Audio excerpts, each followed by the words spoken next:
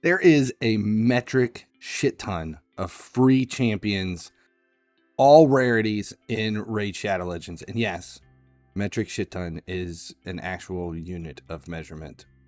Trust me.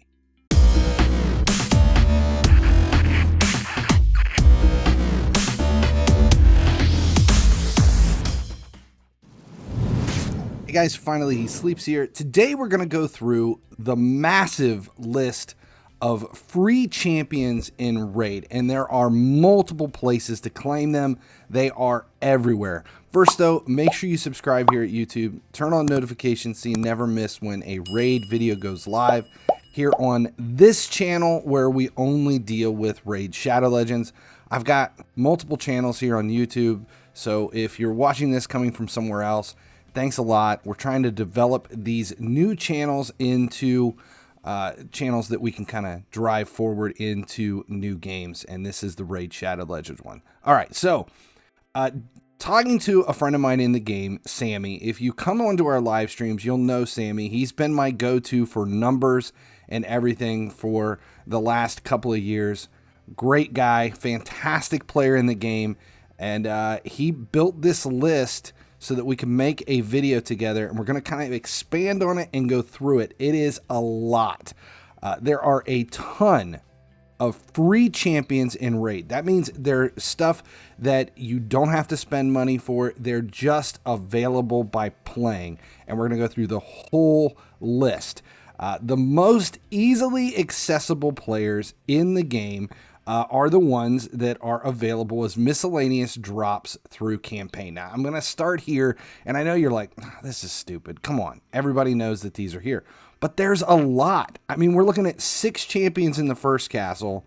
We've got 5 champions in the second castle. Now, most of these are commons and a handful of rares, but they do make a big difference, especially when you start to consider that all of these champions become fusion champions and to build other things. So I'm not going to go through each of these because they're kind of the generics but we have to start somewhere. Basically, we have to start somewhere. These are the champions in the very beginning of the game that everyone is going to be collecting. And if you play the game right, you may be collecting these throughout your entire time playing. And the reason being is because a lot of these are used for fusions that are achievable over and over. There are certain type of fusions in the game that you can do multiple times, and those come into play when you have champion chase. They come into play for other areas as well. So these are the first ones, the campaign farmables. All right, the second type of champions in this game that are free for anyone are the permanent fusions. These are the fusions that you can do over and over again. So right here, we have Relic Keeper, which you can fuse as many times as you want.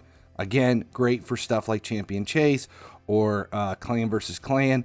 But what it does is the 4 rare champions that you have to take to 40 below to complete. Justicar, we have, let's see, these are all champions that you can obtain through the fusion. But because of those champions, they come from the campaign, and then you do it except for Justicar. The 4 rares that make up Justicar here are campaign champions. So what you're looking at is 7 campaign champions, 1 fusion. You put all those together to create Relic Keeper. Mid-game, Relic Keeper is going to kind of fall off the charts at that point. In the very beginning, as a first-time user of the game, comes into missions. You have to do this to complete some of the missions. Whether or not these champions are anything that you're really going to use, probably not. A couple of these, Spirit Host and Arish, the fusions that are come from the campaign, mid-game players can still use those throughout different things, as well as in clan boss teams. I actually have Arish in my 1-key Ultra Nightmare team. So just because they're easily obtainable in the very beginning of the game doesn't mean that they don't have value throughout the entire game. So we have this fusion as first. Let's go back. we have the Broadmaul. This is another permanent fusion, which means you can do it over and over again. Now, this is a little different because this one is not as much a campaign fusion, as these are players that you're going to find and pull to be able to fuse Broadmaul. And again, Broadmaul becomes another free champion across it, along with the 2 undercore champions that use from the fusions as well. Broadmaul, maybe for faction wars, he's going to be worth it, but that's probably about it. Okay, the third type of fusion is the one-time fusion that everybody can do. And for this one, we have Raisin Scarhide. I've already claimed him, so I can't show you what the fusion actually looks like, but this is somebody that you're going to want to collect as soon as possible in the game. He has a ton of opportunities to be used throughout. He is actually in my permanent tag team and my arena, my standard arena team. And he's been able to be used throughout Clan Boss for multiple builds. I actually have him in my 1-key Ultra Nightmare Spirit for a Spirit Affinity against Ultra Nightmare Clan Boss. Fantastic kit. He brings a lot of utility to the game. So this is another free one that is a fusion that I'm going to definitely say that you're going to want to grab. Decreased defense and weaken on his A2, which is why he's so important in Clan Boss. But he also has an A3 that attacks all enemies and decreases the turn meter by 100%, which is the specific skill that I use in my tuned arena team and tag team. You can find him in the fusion for sure, but there's also abilities to grab him as far as shards. You can pull him in the events. I have 2 of these in my permanent team that I use both. They're tuned a little differently for speed, but he is one of the best free champions in the game that you're going to want to drive for. All right, the next one to take a look at is the daily login reward champions. So as you play the game and you log in each day, you earn credits towards new rewards just on day 1, day 2, blah, blah, blah, all the way through. And there are a ton of champions that are part of this. After 30 days, you're going to grab HK, High Katoon. She is a fantastic barbarian. I know she's a support champ, but in the very beginning of the game, she is going to become your speed lead for arena right away because of this aura ally speed by 19% in all battles. She will be great for the first time if a beginner player who's only been playing for 30 days. After 60 days, you're going to grab Yaga the Insatiable. Not a whole lot of utility other than faction wars in the beginning. Dark Athiel after 90 days. She does have a lot of utility because of her the kit mechanics where she decreased defense on her A1. A2, attack all enemies, decrease speed. And then her A3, increase speed on this champion for 3 turns if it kills more than 4 enemies. She's an undead horde, so she's going to find a spot in your Faction Wars team. But other than that, most champions, by the time you reach mid-game, she kind of falls off the charts. But when you do receive her, she does have utility at that level at about 90 days. 120 days, Dark Elhain. Same kind of thing, but she brings a second type of mechanic to it where she destroys the target's max HP by 30% of the damage inflicted. And that does come into play specifically in Doom Tower and against some certain champions. After 150 days, Lordly Legionnaire, for me, he didn't really do a whole lot. He has, if the heal reduction works, he's got continuous heal on A3. Place an extra hit if the target is under a heal reduction debuff, but he doesn't supply the heal reduction rebuff, so you have to pair him with someone who does. To me, it's Faction Wars if it's anything for anybody. 180 days. This one's a huge one. Skill. She is massive. She is still in at mid-level to high-level gameplay in anywhere from Doom Tower to HYDRA because she does bring some serious mechanics. Her passive heals all allies by 10% of their max HP at the start of each of her turns, and places a 30% increased speed buff on a random ally for 2 turns. She's going to be huge in your player versus player, like a tag team and arena when you first achieve her, because at 180 days, she is a reviver. She does fantastic in her faction wars, and you'll use her throughout. At 210 days, you're receiving Tainix Hate Flower, Demon Spawn Epic. 240 days, Grush the Mangler, Epic from Ogren. And then after that, Visix the Unbowed. And then we kind of lose the main ones as far as this goes. At 271 days, you start to earn fragments of players. So we have additional after this. We have Cleoptrix, Sion, Guarda, Bogbrew, Lady Aresh, Eric's, and C's here through these fragment summons. As you can see, like I'm way out. I'm into the last one at this point, so I only have C's. Here's the first fragment after you've completed Visix the Undoubted. It's Cleoptrix. She's a legendary from Skinwalkers.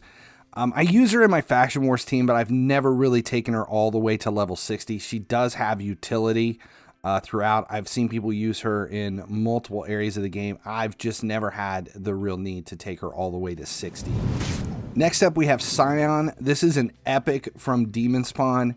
You're going to probably walk right over this one. If anything, you're going to put it in your vault to kind of hope for Guardian, Faction Guardians. But he doesn't bring a whole lot. Block active skills, block buffs on A2, but it's just for single enemy attack. Overall, this one's kind of a wash. Up next, you have Guarda Bogbrew.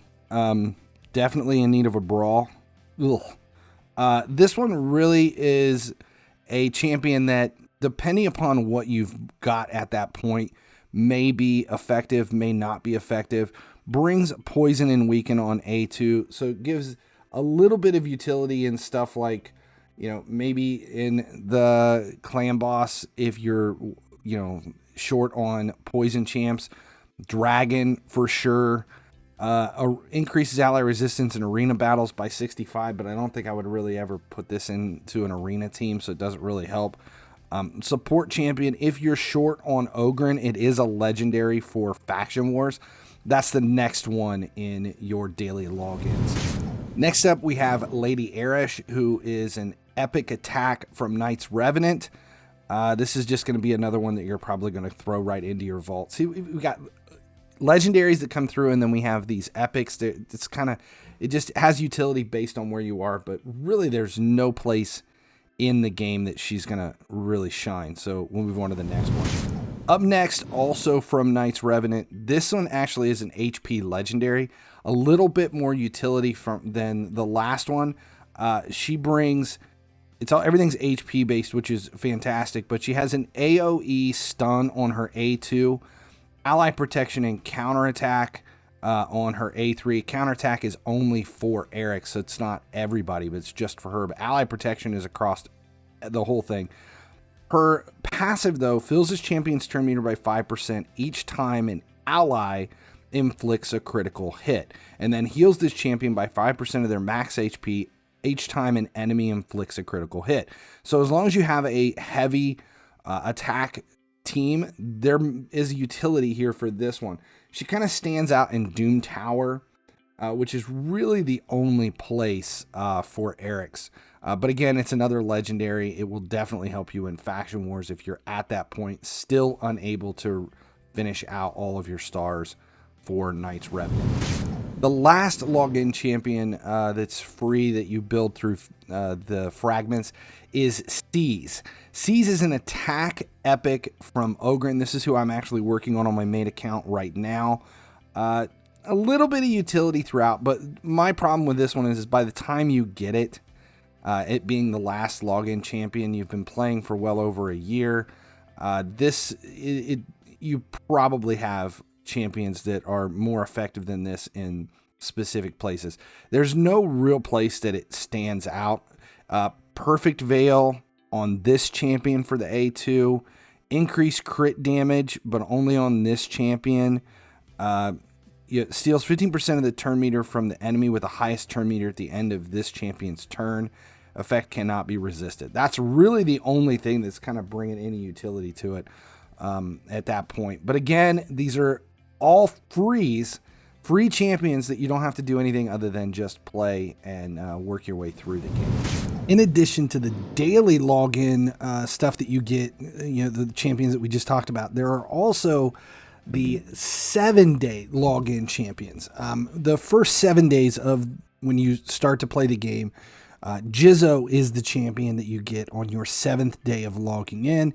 He is an epic defense. According to the Call of the Arbiter series, he is fantastic. Yeah, not really so much. If you're 7th day in, he is a defense epic, so he has some use there 7 days into the game. But that's about it. He's gonna fall off pretty quickly unless you need him for Lizardmen faction wars. But he's not the only one. Sun Wukong is the current 7-day champion that anybody can earn just by logging in for 7 days.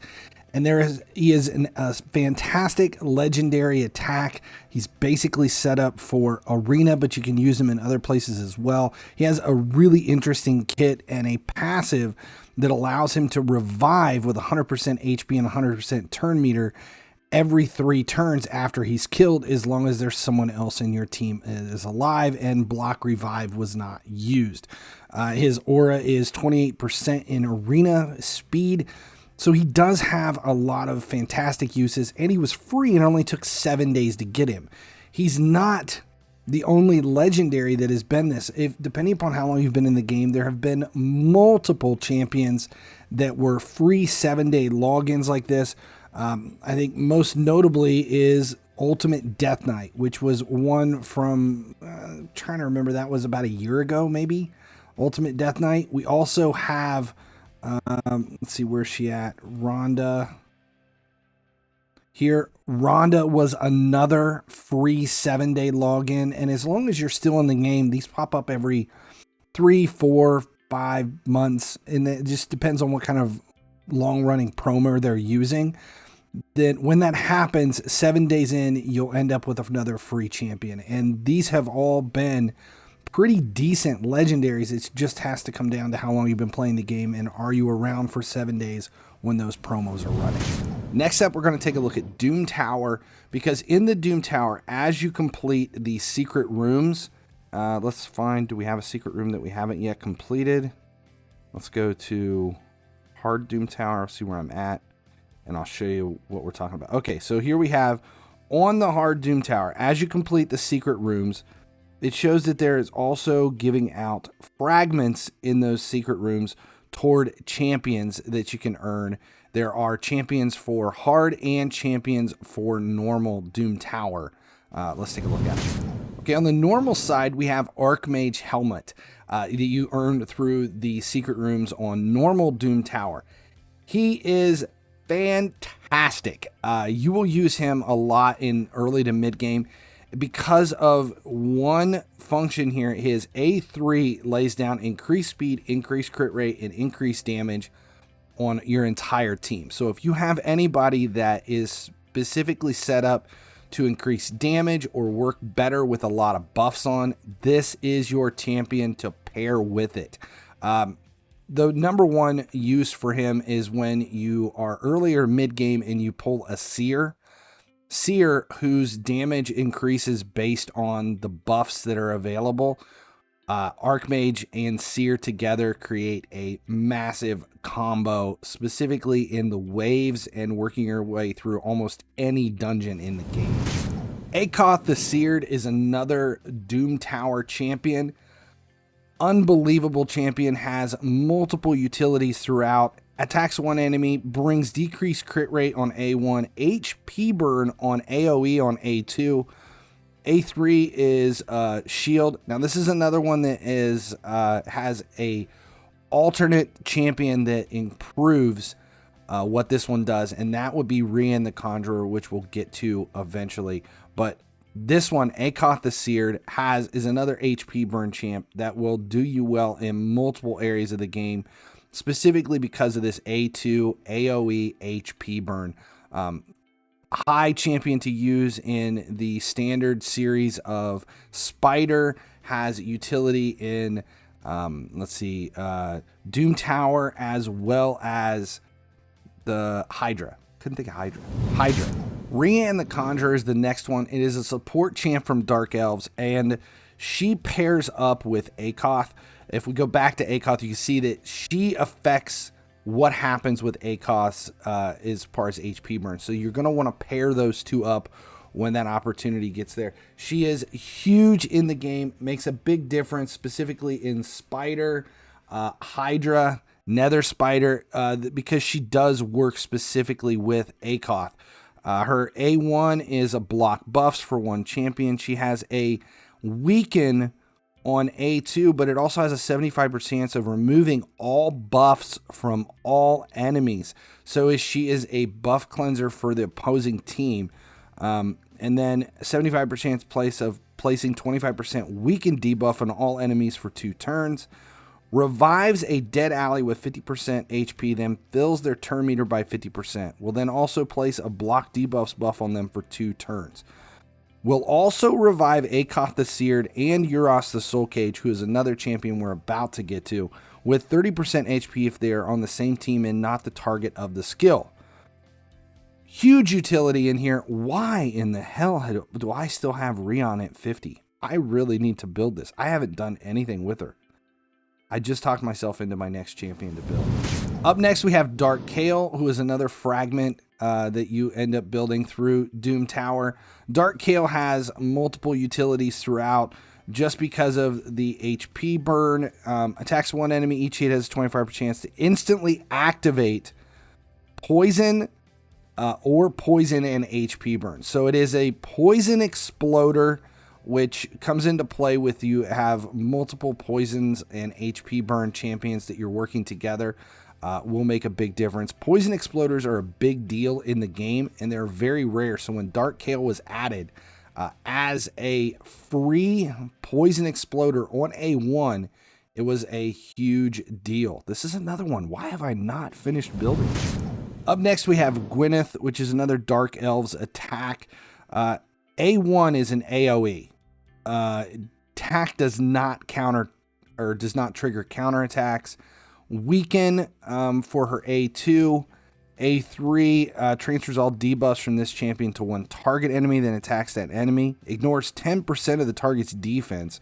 Also brings Doom Tower speed by 25%. Gwyneth is a free champion that you're going to want to build. I have her still not complete though, but she does well in Spider, Dragon, Doom Tower, Clan Boss, Nether Spider throughout, specifically because of how she works in her weaken on A2 and her AoE A1 that does not trigger counterattacks. That does fantastic against all spiders, Nether and regular Spider. And the transfer of debuffs will definitely be useful throughout the game, specifically in HYDRA. Up next, we have Thea, which is a Shadowkin attack epic that you are definitely going to want to build specifically for Dragon. She has a decreased accuracy on her A1. One enemy 3 times with poison, 75% chance of placing 5% poison for 2 turns on her A2. One enemy, 75% chance of instantly activating any poison debuffs or HP buffs on the target. So she's another poison exploder, free poison exploder. Also has 75% chance of placing 100% heal reduction debuff for 2 turns. And she brings ally accuracy in all battles by 50, which will help land the poison and HP burn. So again, Dark Kale and Thea, 2 poison exploders and HP burn activators that will do well throughout the game. Poison exploders are a very rare commodity, and here we have 2 of them that are free for working your way through Doom Tower.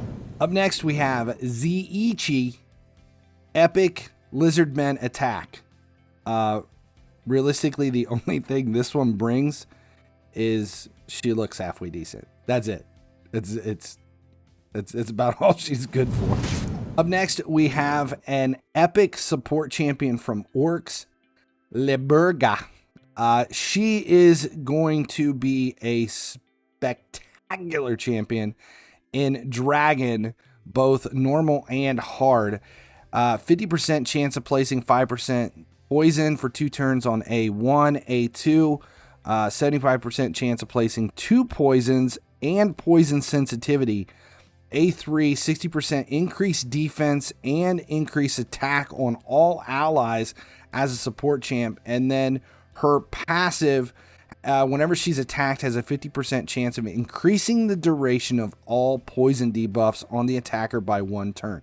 So if you're building a heavy poison team, these normal Doom Tower fragment champions are all going to be there, specifically through their poison abilities and HP burn, their ability to activate HP burn. She is another one that once you achieve her, you are definitely going to build her. She has multiple utilities, as you can tell by this spectacular kit. This is the last free champion on normal Doom Tower, and as spectacular as a few of those are, a few of them are, as you know, we've got Gwyneth and Dark Kale and Crackart, just to name a few. This one is as the last one is beyond lackluster. It doesn't really bring much of anything, and at this point you've already probably have Dark Elves figured out for faction wars. There's just not a lot else here to mention. Right now, if we move over to the hard side of Doom Tower, the first champion that you're going to be able to receive from the secret rooms on the hard side is Thea the Tomb Angel. She is a Knight's Revenant legendary attack who brings Hex on her A1, which is going to be very, very useful in HYDRA. She has an AoE on her A2 that increases by 50% for each Hex debuff on the enemy, stacks up to 300%. Again, big for HYDRA. Passive, 50% chance of placing True Fear on all enemies for 1 turn when an enemy loses 30% of their max HP in a single hit. Then Aura increases ally attack in all battles by 30%. Thea the Tomb Angel is definitely one that you'll build. She has specific utility in the game. Euros the Soul Cage is up next for hard Doom Tower. One of the best of all the free champions in the game, has huge utility, legendary champion that you're going to want to put into your faction wars. Will do you great in Ice Golem, Dragon, Doom Tower, Scarab King. Actually has utility throughout all of the Doom Tower dungeons, from Eternal Dragon, Ice Golem, everywhere that you can see him fit. And the reason being is his damage is based on HP, so you're going to build him really, really tanky. Places a shield buff on this champion equal to 10% of this champion's max HP for 2 turns. The shield's value increases by 1% for each poison debuff on the target. So again, these Doom Tower champions are all going to kind of mesh well together through the HP burn and poison. Has decreased speed and stun on A2, which is an AoE. Instantly activates his skill when this champion is revived by Rian the Conjurer, another free champion that's going to come into play. As you can see here, you've got a lot of synergy between some of these free champions. A3 places a 25% strengthen buff on all allies for 2 turns and a 50% ally protection buff. Passive, when attacked, has a 50% chance of placing a 5% poison on the attacker for 2 turns. That is huge. That means in Dragon, every time the dragon attacks, you have a 50% chance of the attack reflecting back onto poison. Then if you have poison exploders in your team throughout some of these other Doom Tower champions, how it's going to basically compound your damage is amazing. Increases champion's max HP by 5% whenever an enemy receives damage from a poison debuff placed by this champion. Whenever an enemy receives damage from a poison debuff placed by this champion, also destroys their max HP by 5%. That is awesome. The only problem is it cannot destroy a single champion's max HP by more than 25% in one battle. Will not destroy boss's max HP at all, and cannot increase the champion's max HP by more than 50%. But the utility that this entire champion brings to the game is epic. This is one of the best free champions in the game, completely, definitely one of, if not the best, from Doom Tower. Up next, we have Gunlock Skyhide, legendary support orc that's from Hard Doom Tower. Leech on A1.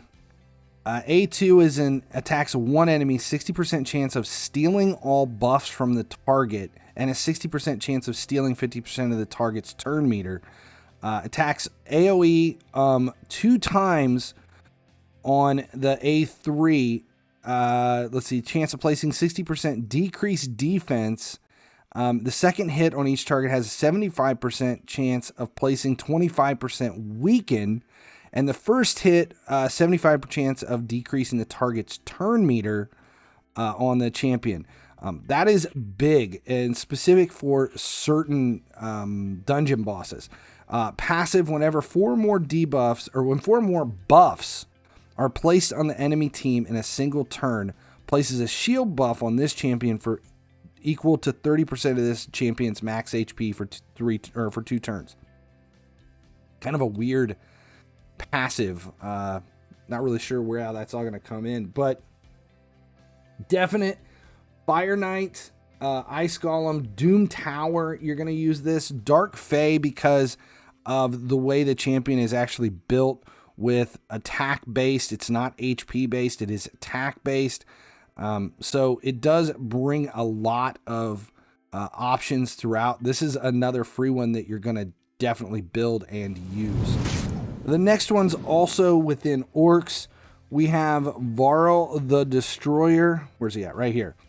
Huge champion for multiple dungeons. You'll use him in Doom Tower. What he has is attacks one enemy, heals the champion by 30% of the damage inflicted. So his A1 is going to heal this champion back, so you can skip putting anything on like lifesteal unless you really need to keep this guy in the fight and alive. Weaken and decrease attack on his A2, which is an AoE. Block damage will ignore 30% of the target's defense. Destroys the target's max HP by 50% of the damage inflicted. And then block damage on this champion for 1 turn if this attack kills an enemy, which is going to be fantastic for waves. Increases the champion's attack by 10% each time they use an active skill. Stacks up to 100% and then resets each round. Big in Dragon, Eternal Dragon as far as Doom Tower goes.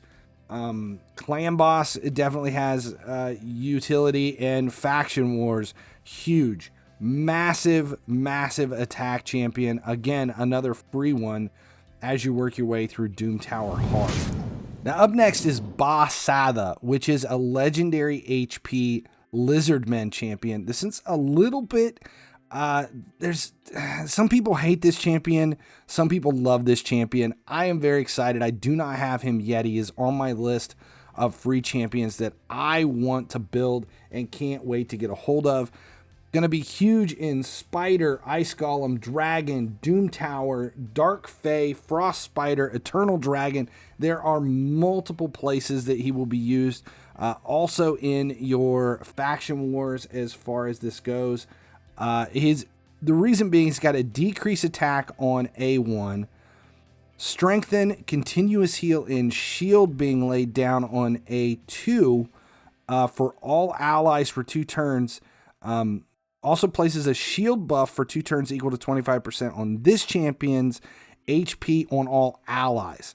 So it's a shield based on this champion's HP, and since it is an HP champion, you're going to have a lot of you're going to have a ton of HP on this guy anyway. A3 attacks all enemies and a 75% chance of placing stun. and decreasing each enemy's turn meter by 30%, which makes him a massive champion in Dark Fae. He's also bringing, what's his passive? Whenever an enemy is revived, 75% chance of placing a stun debuff on them for 1 turn. Cannot be resisted or blocked. So basically, once somebody is revived, their first turn is gone, and you have 1 chance to just knock the crap out of them while they were just revived. Basically, it puts them to sleep as soon as they come back.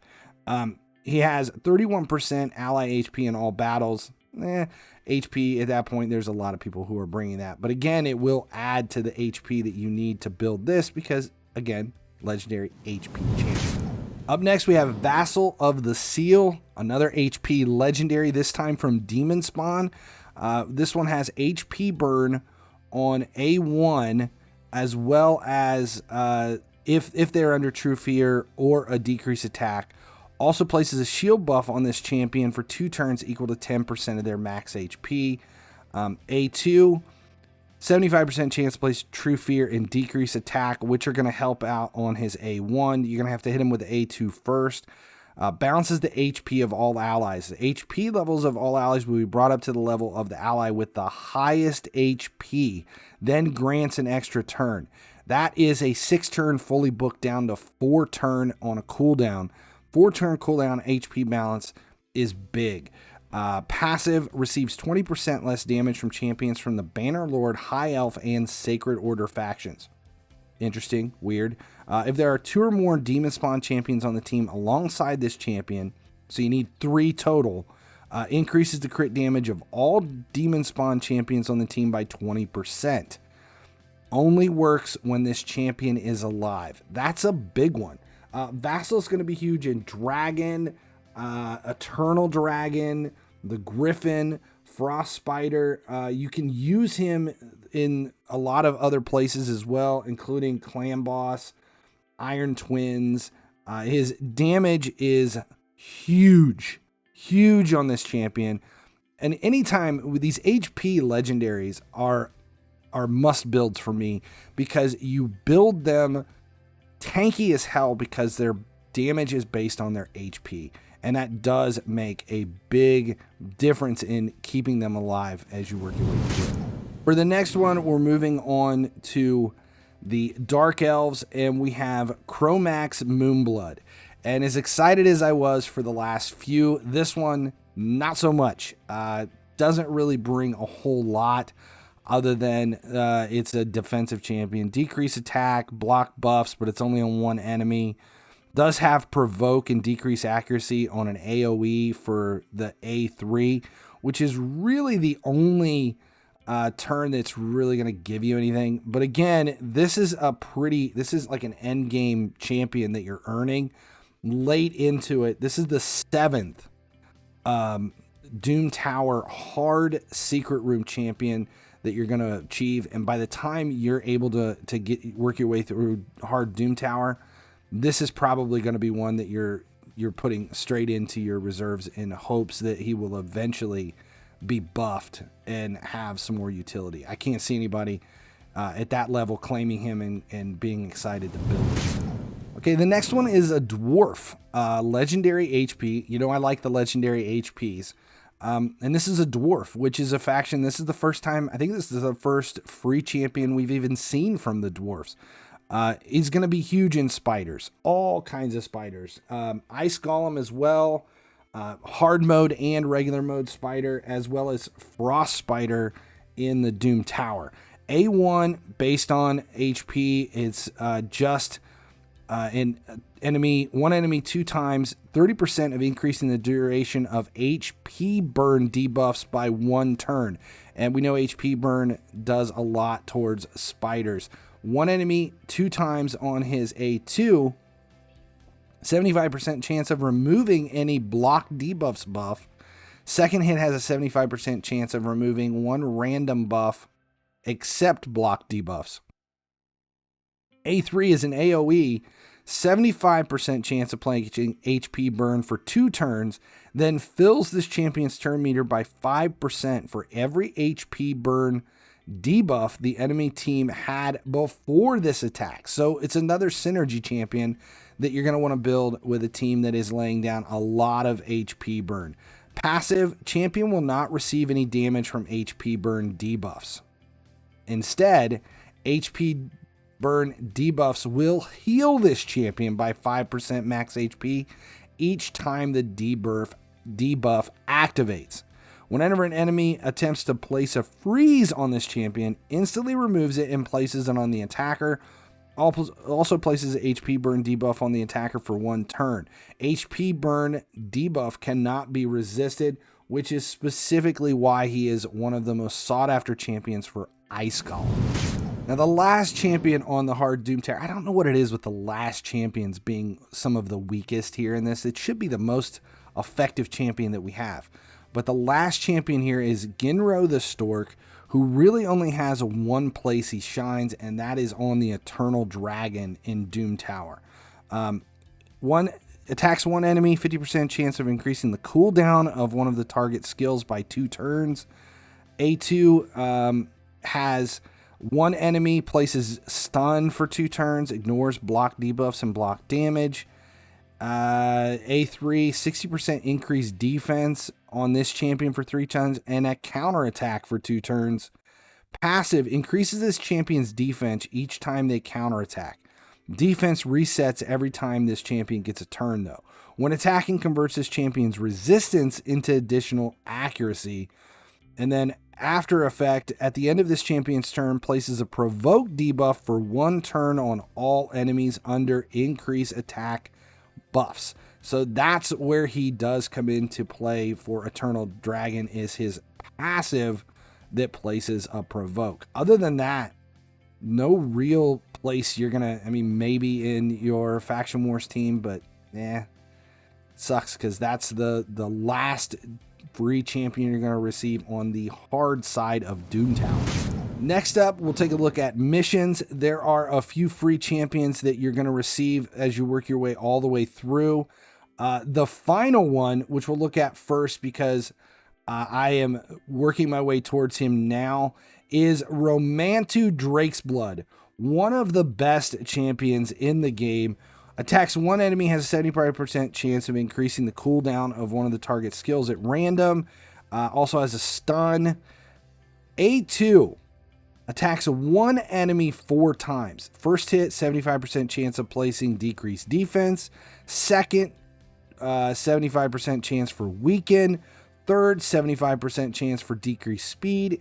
And fourth, 75% chance of block buffs. Also has a 75% chance of placing a True Fear debuff on all enemies for 1 turn if the target has 4 or more debuffs after the attack. That is one of the best A2s in the game. A3 attacks all enemies, has an 80% chance of removing all buffs from all enemies before attacking. And then its Ascended skill, 80% chance of placing a block active skills buff for 2 turns on enemies without passive skills, and an 80% chance of placing a block passive skill debuff for 2 turns on enemies with passive skills. Total stats, out accuracy in all ally battles by 80%. Drake's Blood, one of the best champions and free that you're going to receive by completing missions. Now, on the way through your missions, one of the first champions that you're going to get, which will become a big champion throughout, is Arbiter. Arbiter is a mid to end game champion that brings massive utility to your arena team. She is the first in the champions that are free through the missions, and you are definitely going to want to get her. She has 30% speed in arena battles as her aura, which makes her your speed lead for most teams through mid game, at least in the arena. Tag team as well. A weaken for on her A1. She attacks all enemies 1 time, decreases the duration of all enemy buffs for her A2, 50% increase attack on all allies for 2 turns, then fills their turn meters by 30%, then heals all allies by 20% of their max HP if they have less than 50%. You're going to want to build her with a lot of speed for arena and you'll want to keep her alive. I actually have mine in, it's just speed and accuracy. Right now, she is at 305 speed for me, and using her in my arena team. Huge champion. Definitely, as soon as you can get to her in missions, grab her. Both of the missions champions, Arbiter and Ramantu, are two of the best champions that are both endgame in range. Now, Drexstar Blood Twin is a champion that you can achieve through tag team in the, it is within the bazaar. You earn fragments and you have to do them as you go through. So once you unlock tag team, in my opinion, you should immediately start buying fragments towards Drexstar. Big champion, it has multiple uses in the game. HP burn on his A1, and it's a 3-time attack, so it will do you well in Fire Knight.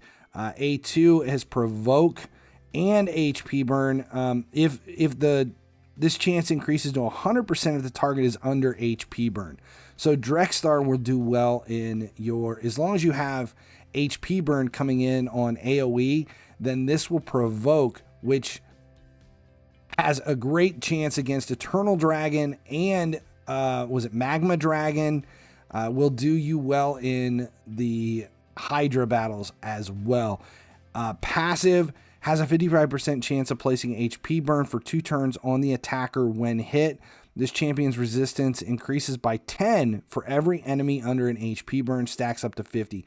Drexstar is a free champion that you're definitely going to want to build immediately and work your way through tag team 4. Now, as part of being in a clan, you will earn clan quests each week and turn points into the clan shop for fragments towards 2 more champions. Yannicka is the first. She is a legendary attack from High Elves. She brings Leech on A1, is a perfect Veil champion, and then she can attack on her A3 and ignore shields. Definitely has some utility. I've never really had a massive use for her. I've kind of like let her go. She did play a part in my Faction Wars team, even at 50. But she's a free champion that you're going to want to grab just because she's free and you use your clan quests to claim her. The second one, though, that is free through the clan quest is Yakarl. Now, this one does have a lot of uses in the game. It's because he is a freeze-based champion. I actually have him in one of my tag teams. He's great in Ice Golem. He does crowd control fantastically because of his AoE A3, which 75% chance of placing a freeze debuff for 1 turn. I use him throughout Doom Tower. He is a fantastic champion to build and use throughout the game, all the way to endgame. Now, there are 2 more champions that we need to talk about. In HYDRA, you're going to build based on what you earn through your chests and completing HYDRA battles each week. You're going to earn your way towards a must-have champion in the game, Mithrala Lifebane. Huge buff to your team. For me, she gets used throughout. I have her in almost every aspect of the game. She is a support champion. She brings poison on her A1, hex on her A2. She has strengthen, shield, increased defense, increased attack, and her passive, whenever this champion is attacked by an enemy under a hex debuff, which she lays down, has a 50% chance of applying a petrification debuff on the attacker for 1 turn. Whenever an ally is attacked by an enemy under a hex debuff, has a 30% chance of applying a petrification debuff on the attacker for 1 turn. And then also increases his champion's resist. Huge champion throughout the entire game. That is the main reason you're going to want to battle in HYDRA each and every opportunity each week. Last is Lydia the Death Siren. This is the champion that you earn once you've completed 3 stars in every floor of Faction Wars. I can't go on about how important she is in almost every aspect of the game. She does great in player versus player. She does great in Doom Tower. She does great throughout. And one of the big things with her is her passive denies enemy revive attempts. That is a big, big, big deal. She brings fear on her A1. She brings decreased defense, weaken, strengthen, and increased speed on her A2. This one does well in many places because it is an A2 AoE that if you have her fully booked, actually you don't even have to have her fully booked, you have to have 3 books on this. It turns a 75% chance of placing a 60% decreased defense and weaken into 100%. So the only reason those two things are not being laid down on everybody in crowd control is the 4% RNG effect that it doesn't always hit. Now, even at 100%, it's still only 96% because you always have the 4% chance that weak hit or that stuff won't land. But for me, she is in multiple automatic teams that I have built that run throughout multiple dungeons. She is in my 3-turn spider team for dungeon divers and for farming coins and accessories. I use her in tag team. I use her in multiple areas of the game, specifically because of her block revive passive and that A2 crowd control, decreased defense, and weaken AoE. Huge champion. There are others in the game that are supposedly coming. We have a, what is it? It is a mythical that is supposed to be into the game soon that will be a free champion. We don't know exactly what that is. Once we do, we'll put a video out and link it through to this one to explain what that one is. But these are the full list of free champions up to date in Raid. Stuff to work towards. There is everything from commons all the way through legendaries here, and these are all free to play just by putting the time in and working your way through each and every day.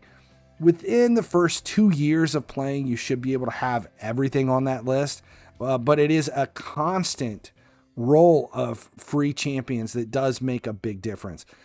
Subscribe here at YouTube on the Raid channel if you want to see these videos whenever they go live.